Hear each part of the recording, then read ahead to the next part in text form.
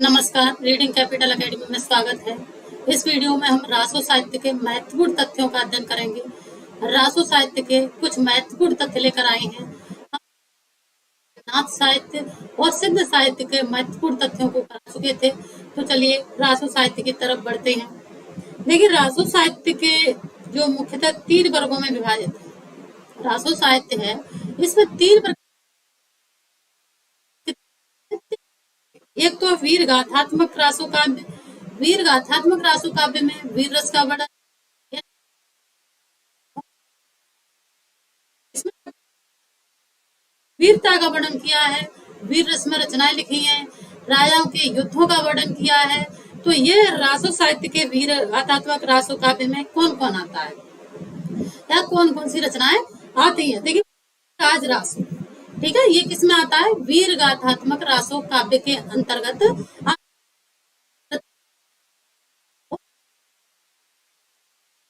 ठीक है, ये प्रथम महाकाव्य भी माना जाता है।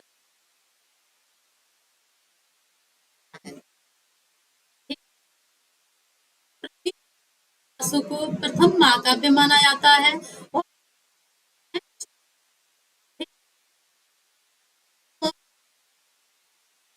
गंभीर रासो की रचयिता सारंगधर है। ठीक है, खुमार रासो किसका है? रासो दलपति विजय।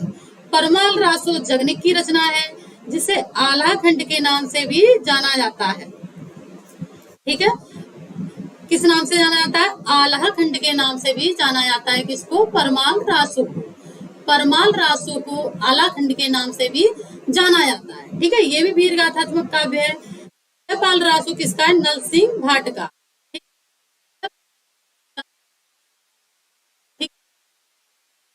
गाथात्मक रासो काव्य के अंतर्गत पृथ्वी रासो, कुमार रासो, परमाल रासो, विजयपाल रासो, ये रचनाएं आती हैं। पृथ्वीराज रासो को प्रथम महाकाव्य माना जाता है और इसके रचयिता चंदबरदाई है। ठीक है,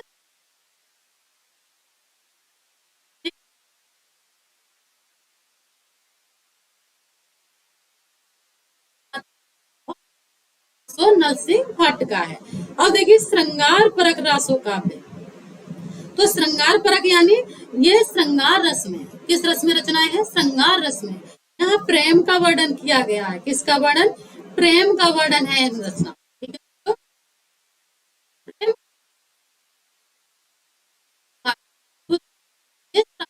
अब्दुल रहमान की रचना है। किसकी है? अब्दुल रहमान की संदेश रासक रचना है। ठीक है बच्चों, और ये बीसल देव रासो किसका है?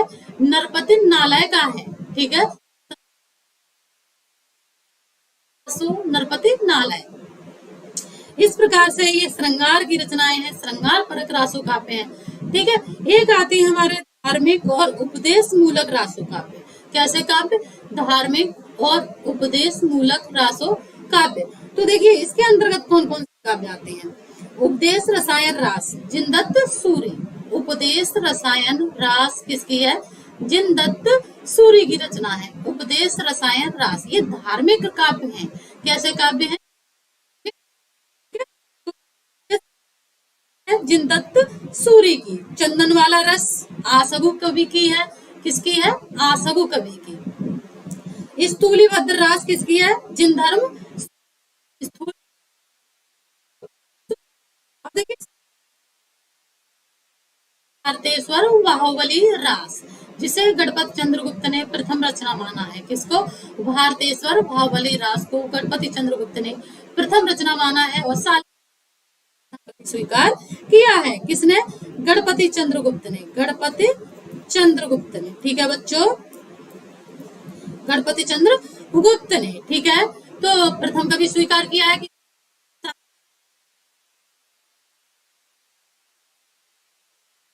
रेवंत गिरिराज किसकी है? विजय सेन की। ठीक है, तो इस प्रकार हमने जाना कि वीर गाथा, रासो, मीर रासो, रासो, परमाल रासो, ये आते हैं। यानी ये सब किस में आते हैं? वीर गाथात्मक में। श्रृंगार परक रचनाएं हैं आपकी संदेश शासक और अब्दुल रहमान है। ठीक है, धार्मिक उपदेश मूलक काव्य हैं आपके कौन कौन से, उपदेश रसायन रास, चंदनवाला रस, धूलिभद्र रास, भारतेश्वर बाहुबली रास। ठीक है, आगे बढ़ते हैं।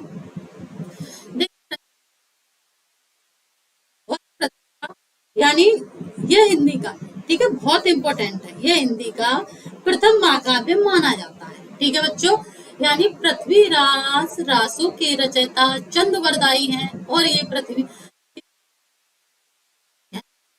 रासो हिंदी का प्रथम महाकाव्य माना जाता है। पृथ्वीराज रासो में कितने सर्ग हैं बच्चों, 69। ठीक है, यानी 69, 69 सर्ग है। ठीक है,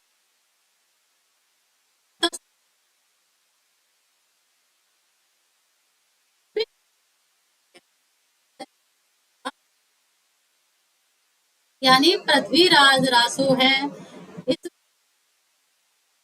प्रथम महाकाव्य माना जाता है, इसमें लिखा गया है। ठीक है, तो के उत्तर भाग के रचयिता कौन है, जल्लड़। ठीक है, कौन है उसके उत्तर भाग के रचयिता,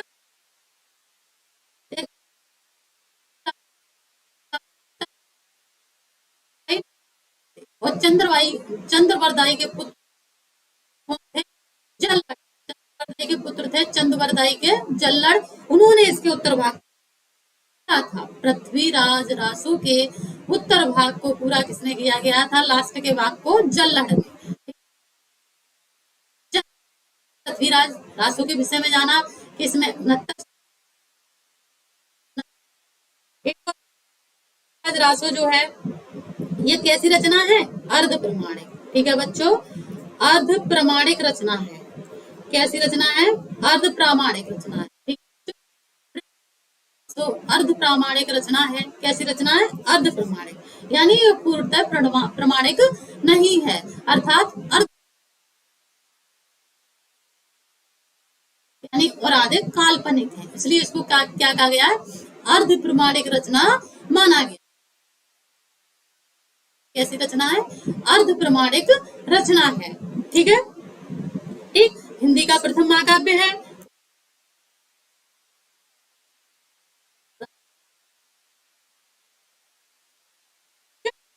अब देखिए, अब देखते हैं हम परमाल रासो। परमाल रासो के रचयिता कौन है, जगनिक। इसका दूसरा नाम आलाखंड है। जगनिक है, कौन है बच्चों, जगनिक। परमाल रासो के रचयिता जगनिक है।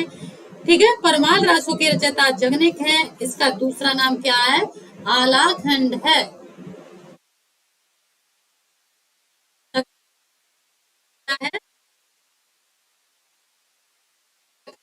इस मात्राएं होती थी। ठीक है, इसका छंद आलाया वीर के नाम से प्रसिद्ध है। आलाया वीर के नाम से प्रसिद्ध है। परमाल रासो मूल रूप से उपलब्ध नहीं है, इसका एक खंड उपलब्ध है जिसे आला खंड कहा जाता है। ठीक है बच्चों, यानी परमाल रासो मूल रूप से उपलब्ध नहीं है, इसका से जाना जाता है। इसमें महुआ के वीर आला उदल के विषय में वर्णन दिया गया है। ठीक है, परमाल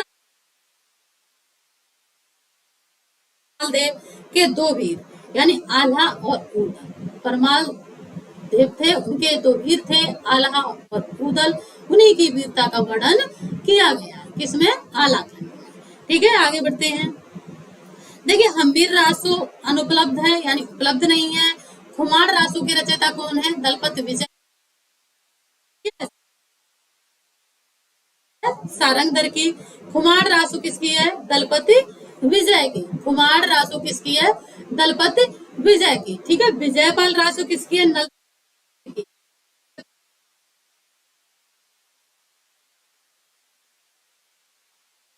देखिए, श्रृंगार परक रासो काव्य, यानी श्रृंगार परक। तो देखिए, बीसल देव रासो, इसके रचयिता कौन है, नृपति नालय। यह एक विरह परक संदेश काव्य। विरह परक यानी विरह, विरह मीन्स दुख, दुख यानी प्रेम दुख का संदेश काव्य। इसमें क्या है, अजमेर के शासक बीसल देव, कौन, बीसल देव, और राजा भोज की पुत्री कौन, राजमती के विरह का वर्णन है, यानी प्रेम और विरह का वर्णन है। ठीक है बच्चों, किसका वर्णन है, प्रेम एवं विरह का वर्णन। योग पुनर्मिलन का वर्णन हिंदी काव्य में सर्वप्रथम 12 मासा का वर्णन बीसल देव रासों में मिलता है। किसमें मिलता है बच्चों? बीसल देव रासों में। 12 मासा का वर्णन कहाँ मिलता है? सबसे रासों में। ठीक है बच्चों, किसमें मिलता है? बीसल देव रासों में 12 मासा का वर्णन सर्वप्रथम मिलता है। ठीक है, बीसल देव रासों के रचयिता नरपति नालाय हैं। इसमें बीसल देव के विषय में लिखा है, फिर कहाँ चला जाता है? उड़ीसा चला जाता है। ठीक है, संदेश रासा किसकी है?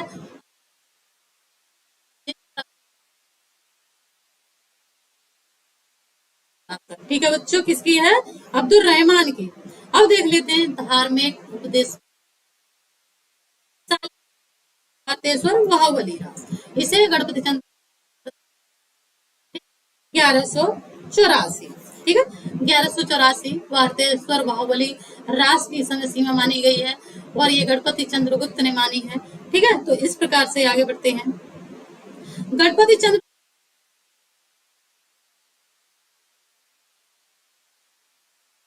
गुप्त ने किसको? शालिभद्र सूरी को। और उनकी रचना भारतेश्वर बाहुबली रास हिंदी का प्रथम रचना माना है, यानी हिंदी की प्रथम रचना माना है किसने? गणपति चंद्र गुप्त ने, जिसकी रचना कब हुई? 1184।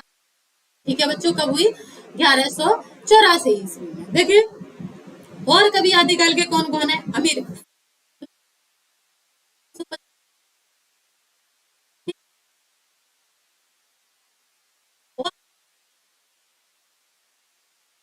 और समन्वित संस्कृति का प्रथम प्रतिनिधि जाना जाता है। ये गजल, सितार, तबला वादक, प्रतिपादक माने जाते हैं। ठीक है, तो अमीर खुसरो का जन्म कासगंज जिले के पटियाली गांव में 1255 में हुआ। ठीक है, इन्होंने पहलियां मुकरियां लिखी। ठीक है, और प्रथम कवि माना जाता है। ठीक है, खड़ी बोली हिंदी का प्रथम कवि कौन था? हिंदी का कौन है? अमीर खुसरो। अमीर खुसरो खड़ी बोली हिंदी का प्रथम कवि अमीर। ठीक है, आदिकाल में खड़ी बोली का प्रयोग किया है किसने? अमीर खुसरो ने। हिंदी खड़ी बोली के प्रथम कवि अमीर खुसरो का पूरा नाम क्या था? अबुल हसन यामुनुद्दीन खुसरो। ठीक है, यानी अमीर खुसरो का अबुल हसन यामुनुद्दीन खुसरो।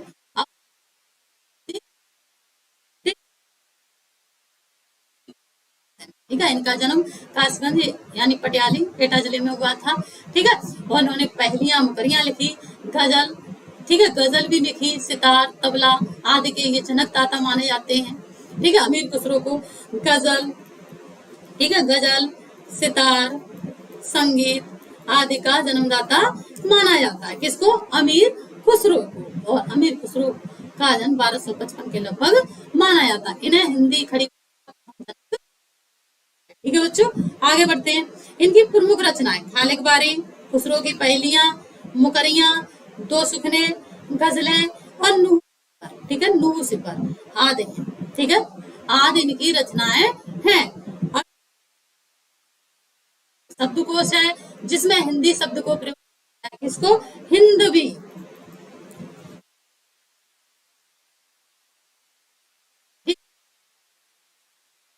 है। ठीक है बच्चों, कितनी बार? 5 बार।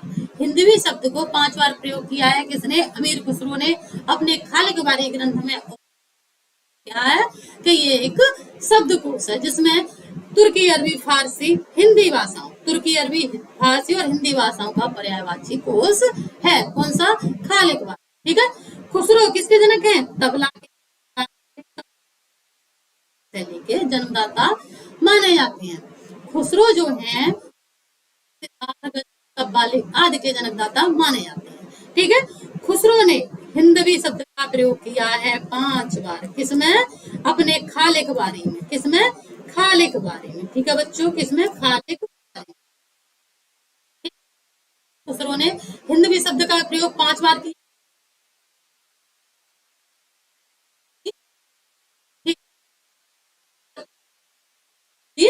खुसरो। ठीक है, ठीक, और ये नाम को जलालुद्दीन खिलजी ने कविता से खुश होकर अमीर का खिताब दिया था।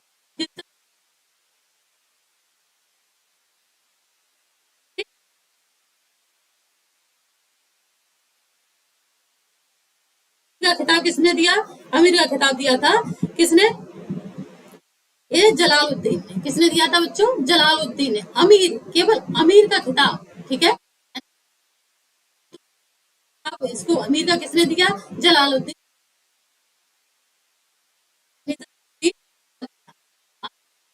गुरु का नाम क्या था? निजामुद्दीन औलिया। अमीर खुसरो के गुरु जो क्या था? निजामुद्दीन औलिया था। एक महत्वपूर्ण जानकारी है ये। हिंद इस्लामी समन्वित संस्कृति का कहा जाता है। किस कवि को हिंद इस्लामी समन्वित का प्रथम प्रतिनिधि कहा जाता है? तो वो कहा जाता हिंदी खड़ी बोली का प्रथम जनक किसे माना? ठीक है। तराना गायन शैली कव्वाली का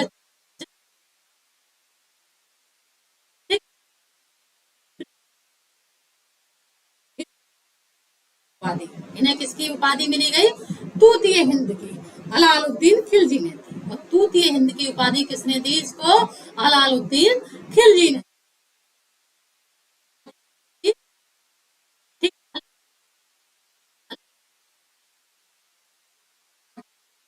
अलाउद्दीन खिलजी ने दी थी। अमीर की जो अमीर की उपाधि थी वो किसने दी थी? जलालुद्दीन। ठीक है। यानी अमीर की उपाधि जलालुद्दीन खिलजी और आपकी तूतीय हिंद की उपाधि अलाउद्दीन खिलजी। तो इस प्रकार ये अमीर खुसरो की विषय हुई। ठीक है। तो अमीर खुसरो का यानी कासगंज जिले एटा पटियाला में, ठीक है, 1255 के लगभग माना जाता है इनका जन्म। कव्वाली का जनकदाता माना जाता है। एक बारी शब्दकोश की रचना की, 2 सुखने गजल मुकरियां लिखी और इनको तूतीय हिंद की उपाधि दी गई। का प्रयोग इन्होंने खाली बारी में 5 बार प्रयोग किया और इन्हें खड़ी बोली का कहा जाता है। यानी आदिकाल प्रयोग किसने किया? अमीर खुसरो ने किया। तो ये आदिकाल के कवि अमीर खुसरो के बारे में महत्वपूर्ण जानकारी हो गई। और कवियों के बारे में जानकारी अगली वीडियो में लेकर आएंगे। धन्यवाद।